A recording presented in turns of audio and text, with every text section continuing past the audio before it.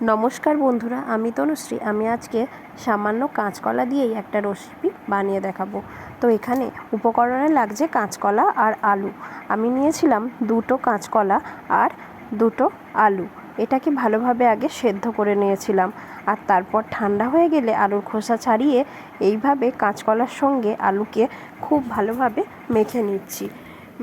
দেখো, এইভাবে খুব ভালোভাবে একে মেখে নিতে হবে, যেন আলু কোনো ডেলা না থাকে বা কাঁচকলাতেও না থাকে। আর এটাকে আমি মাখার সময়তেই লবণ আর মশলা দিয়েছিলাম, সামান্য দিয়েছিলাম চিনি।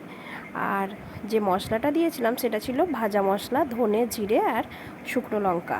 এখানে চাইলে আপনারা কড়াতে তেল করে তেলের মধ্যে মশলাটা দিয়েও করতে পারেন, কিন্তু আমি এইভাবেই করেছিলাম।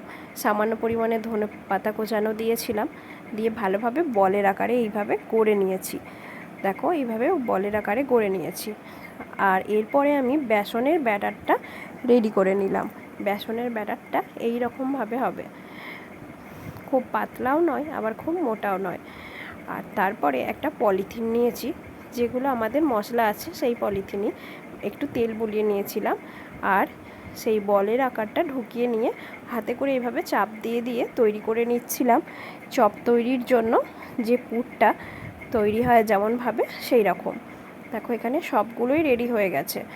এরপর কিন্তু বেসনে ডুবিয়ে ভাজার পালা। তো আমি বেসনের ব্যাটারটা রেডি করেই রেখেছিলাম, সেটাতে ডুবিয়ে এরপর তেলে ভেজে নিচ্ছি। তো বন্ধুরা, রেসিপিটা কেমন লাগলো? কাঁচকলা তো আমাদের পছন্দের অনেকেরই নয়, আমারও খাদ্য তালিকাতে কাঁচকলা খুব একটা ভালো লাগে না, কিন্তু এইভাবে বানিয়ে খেতে আমার খুব ভালো লাগে। তাই আমি মাঝে মাঝে কাঁচকলাকে এইভাবেই বানিয়ে খাই।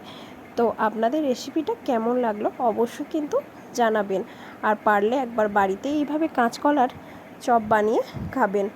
আর পুরো রেসিপিটা দেখার জন্য কিন্তু আপনাদের সকলকে অনেক ধন্যবাদ, অনেক ভালোবাসা।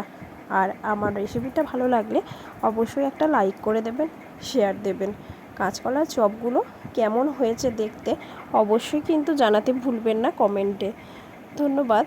আর পরের রেসিপিগুলো দেখার জন্য অনুরোধ রইল। আগামী দিনে আরও কিছু ভালো রেসিপি নিয়ে আপনাদের সামনে চলে আসব।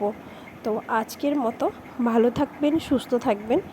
সবাইকে অনেক অনেক ভালোবাসা জানিয়ে আজকের মতো ভিডিওটা এখানেই শেষ করলাম। ধন্যবাদ।